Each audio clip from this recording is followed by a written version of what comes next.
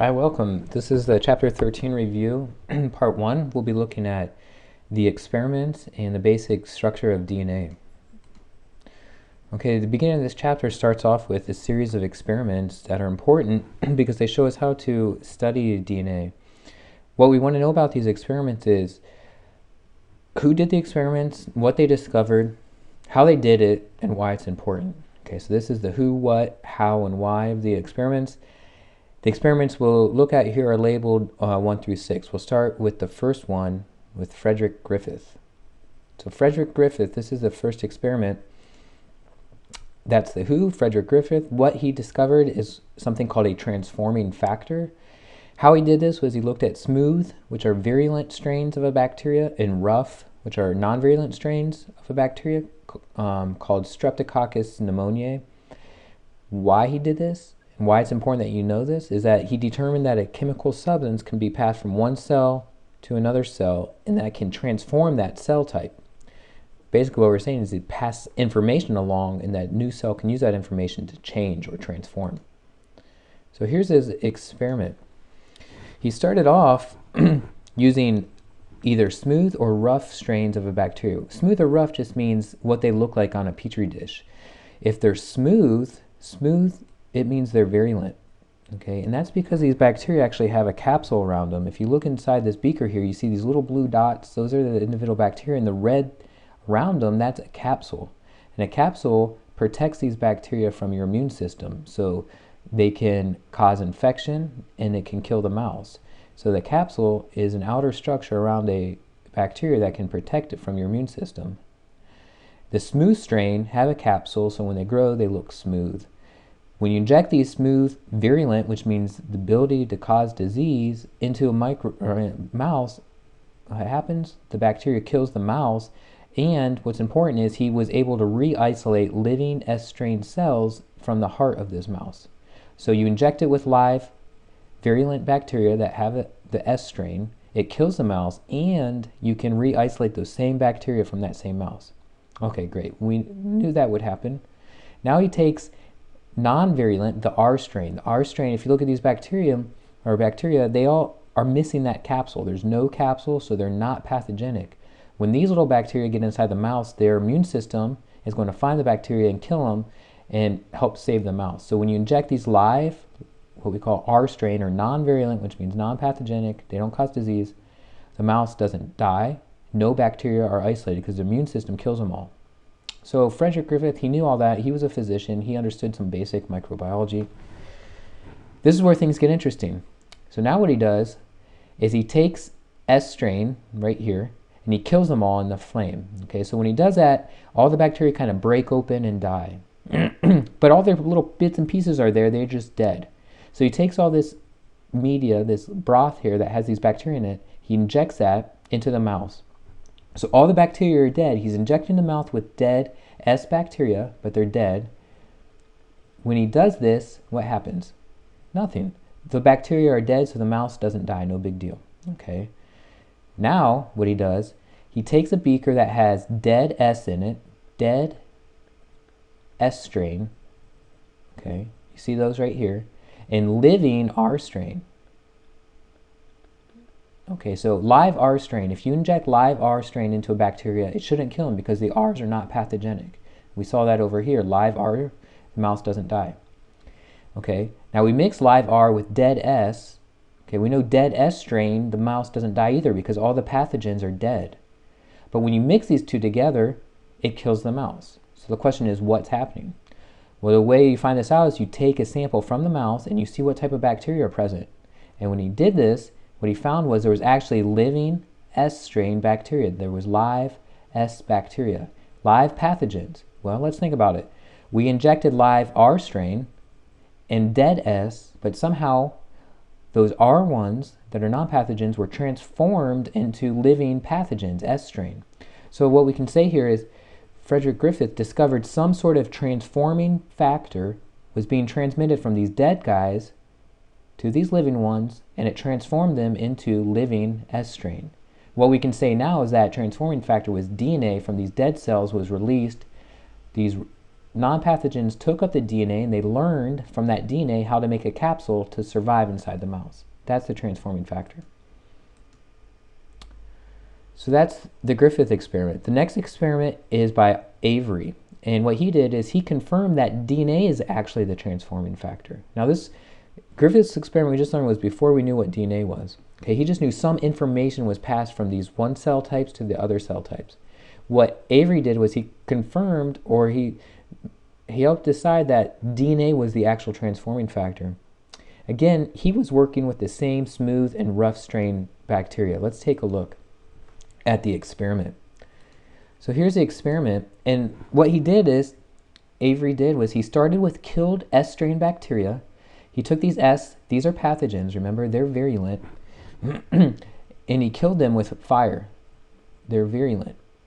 Okay, but when you treat them with fire, it breaks them open, it kills them all. So they're all dead here. But inside this tube, what we have is the DNA from the dead cells, we have the RNA from the dead cells, and the protein from the dead cells. Okay, so what he's trying to figure out is the DNA the information, is RNA the information, or is P the information that can change rough cells, R cells, into S cells. Okay, so he has a very kind of interesting experiment. What he does is he takes a little bit of this broth, and right here he treats it with an enzyme called RNase. Okay, RNase is an enzyme that destroys RNA. And so what does that leave? If you have DNA, RNA, and protein, and you treat it with RNA, what's left? Inside in this beaker, we're going to get DNA, and we're going to get protein. But there's going to be no RNA left because RNA is destroyed. So we have the DNA from the virulent strain, the protein from the virulent strain, we add it here, and what happens? The R strains become capsulated. They become S strains right here. So that means it's either DNA or protein is the information. It's not RNA, because you kill RNA, the cells still transform. The center tube, we take some of this filtrate that has DNA, RNA, and protein, we treat it with protease. Protease kills the protein. So in this tube we have RNA and we have DNA. Okay, from the dead S strains. When we add this to the living R strains, they're transformed. Some of them become S strains. So that means, well, looks like the DNA is the transforming factor, because we just proved RNA is not over here. Lastly, to confirm this, you treat this tube, this filtrate, it has DNA, RNA, and protein in it. You treat it with DNase to kill the DNA. So this tube has RNA and it has protein. Okay, you treat it with DNase, kills the DNA. So in this tube we have protein from the S strains, RNA from the S strains are added to the rough cells, non-pathogens, and look what happens. They do not convert to pathogens. So what that means is if you don't add the DNA, the cells do not get information to learn how to go from non-pathogens to pathogens. If we add the DNA, like in the previous two examples, as long as there's DNA, we can convert R cells to S cells. So we now know that DNA is a transforming factor. This is what Avery helped us decide or determine.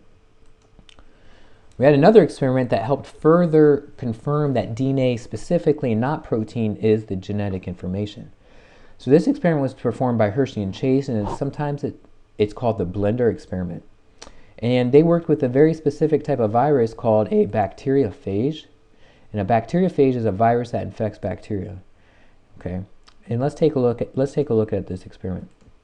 So this is a bacteriophage called T2. It infects E. coli, and it's really cool because it's only made out of two things. It's made out of DNA, and it's made in the center, and it's made out of protein on the outside. Only two major components.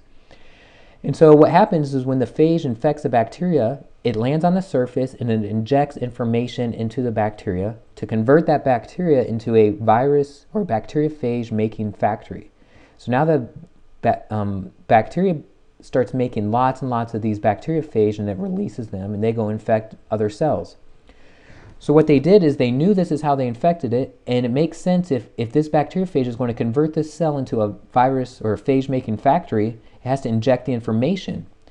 Now this phage is only made out of two things, DNA or protein. So it has DNA and it has protein.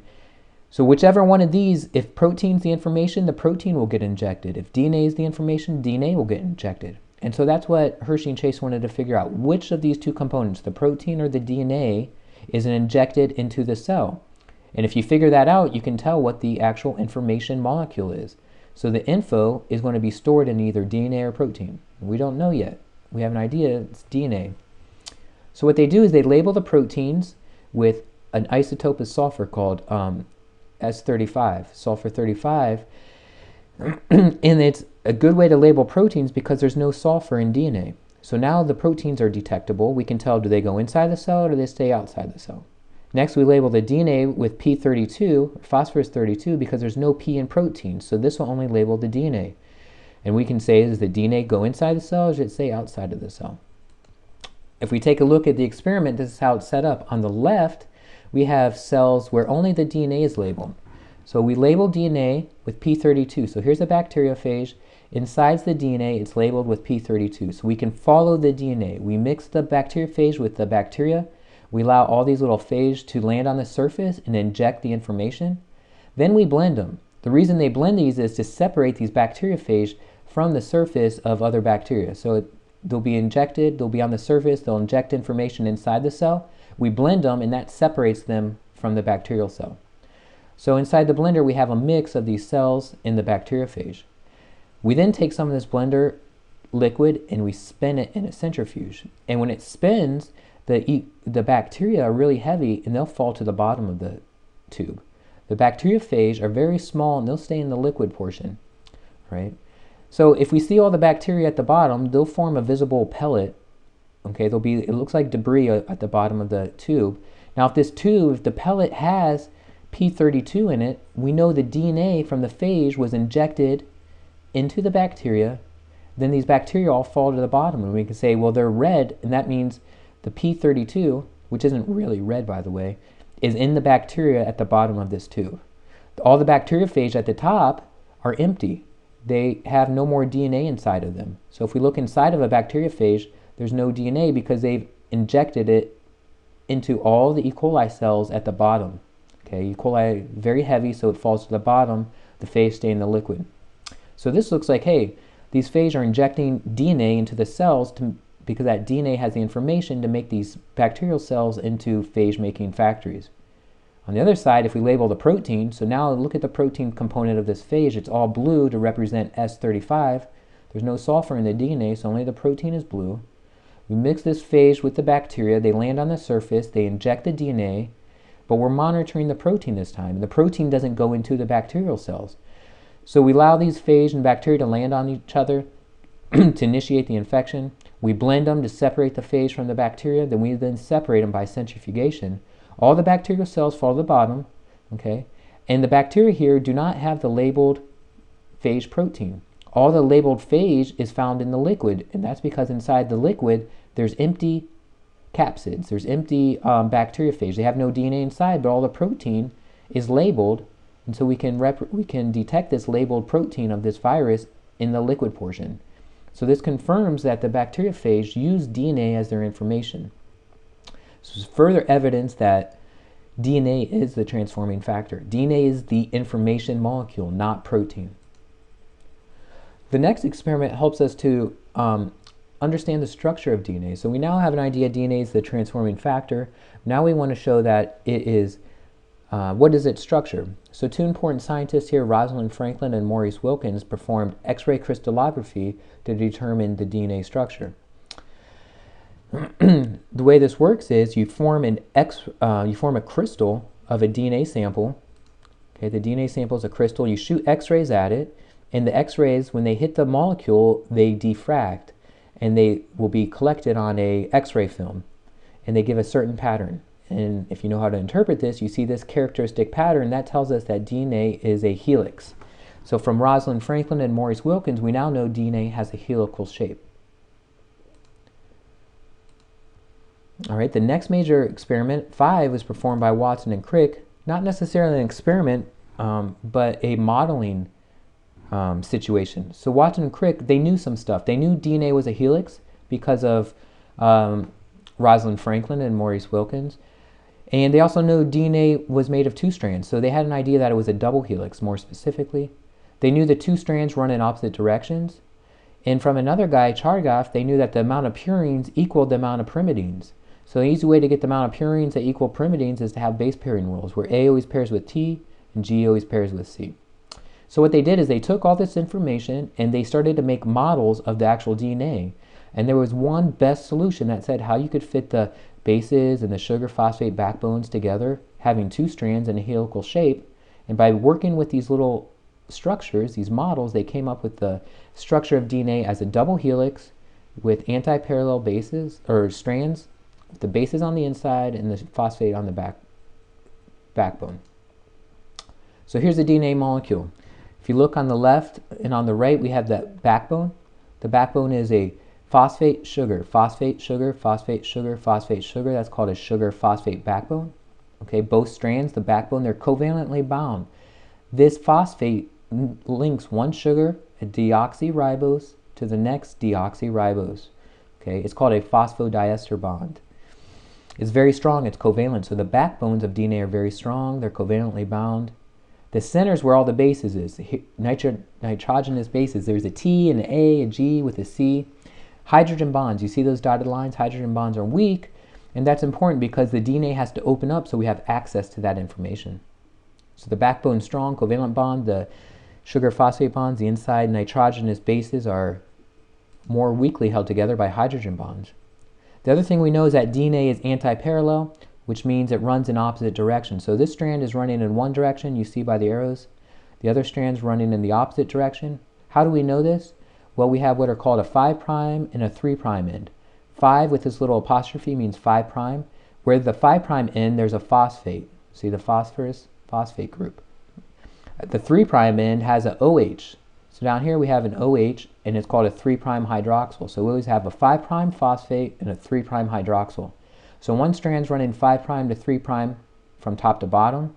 The other strand is going 5' to 3' bottom to top. So that's anti-parallel. Very important. The point of this chapter, DNA replication. DNA is always replicated in the 5' to 3' direction. Okay, we're going to see this in more detail in the next review video. It's coming up shortly. The last experiment, kind of a segue into how DNA is replicated, was performed by Meselson and Stahl, and they determined that DNA is replicated in a conservative manner, or semi-conservative manner. So here's a DNA molecule at the top. The blue represents the original molecule. What can happen is it unwinds and each strand serves as a template. Okay, so you have two new strands and each one is one original strand and one new strand. Okay, the other ideas at the time where it could be conservative, where the original strand stays exactly the same and you get a whole new created strand. This is conservative. And then dispersive is you have the original strand and it's broken up and then you have segments replaced with new DNA. Okay, and what they figured out is that, in fact, semi-conservative is the way DNA is replicated. Each of the strands separate and serve as a template for the new strand. They figured this out by doing an interesting experiment. What they did is they took bacteria and they grew it on nitrogen called N15. This is heavy nitrogen. This labels all the DNA with heavy nitrogen. Then what they did is they immediately transferred the cells to a light nitrogen. Okay. And so the bacteria now, when they divide, their new DNA will only have light nitrogen in it.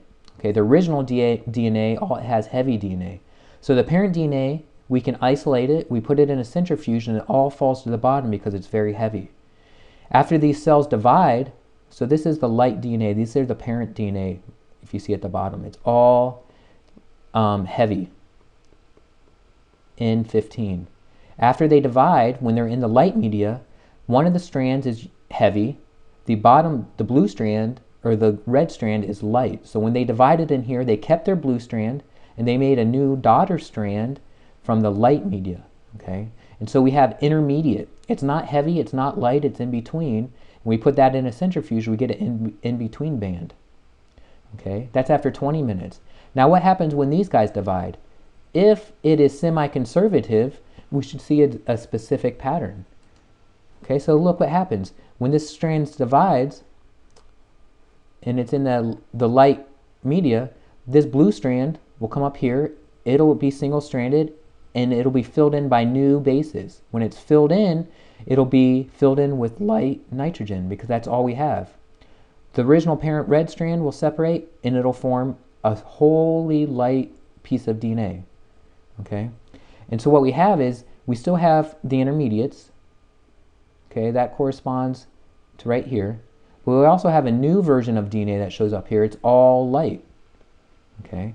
And the only way we get these patterns of intermediates initially, and then light DNA and intermediates, is if we have semi-conservative replication. And that's what's happening.